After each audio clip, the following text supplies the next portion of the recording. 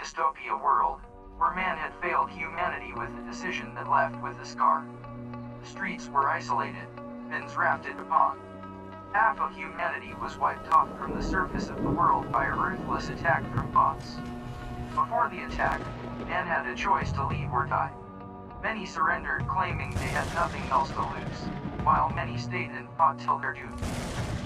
Ever since, half of the left population was cast from various parts of the world. Parts became lonely, white, and mostly unsafe as the corpse surveyed in the towns. Back to where it all started, as the power leaders in the UN joined forces to eradicate a tree bigger than all. They create a bot. The bot that will save them all, but turned out to be a mistake as they coded it with self-control, in order to have a great advantage in fighting with the terrestrial invaders.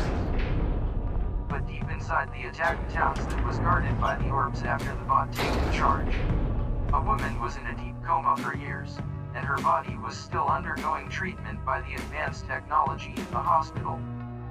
A weird vibration erupted and woman's hands began to vibrate. Sun noticed it and ran up to her to see what was actually happening. He slid the bed down and the metal casing around woman's body straightened. He opened the case and held her hands. The vibration stops and Sun felt the presence of his mother once more. The vibration grew louder and a glass cup teetered and broke. After the attack years back, the bot made a declaration to the reminders not to break any of its rules. And, logically, Sun's presence here was clearly against the rule. He was frightened as he thought an orb was close by. He heard a change sound coming from the other room and he knew it was the ping's rebooting. He needed to know what was coming and asked the ping to break a hole through the window. That caused a reaction to the power circuit and the power grid all failed, but the emergence power kept on running. The emergence power could only hold some lights on, but the preserver that kept women alive had stopped working. Sun couldn't bear it but to lose his mind. He feared that he meant be right about the orb coming. The vibration grew louder and Sun walked over to check through the small hole made by the pings. He saw the red damp light that beams every night when an orb enters the atmosphere. He ran back to his mother, but unfortunately the orb had already entered the hospital sensing life. Sun stood still as he could, without triggering the orb sensor. Meanwhile, woman lay on her bed and the orb injected a red beam into the metal and it pressed her skin and turned her into black. Beams imbalance.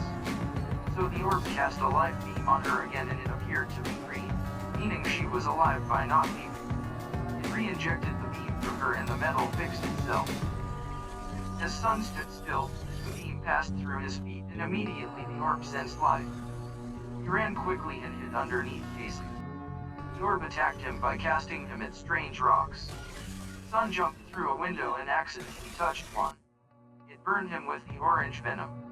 Sun fell conscious for a while and the orb left. When he woke up, he was more paranoid than ever.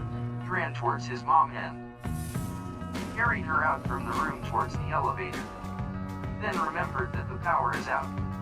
He felt dozy all the way as he managed to carry her outside but fell to his knees at the engine from nowhere. A beam struck him. It appeared to be red, meaning he was not leaving. On the other hand, woman, a spiky ball rolled towards her and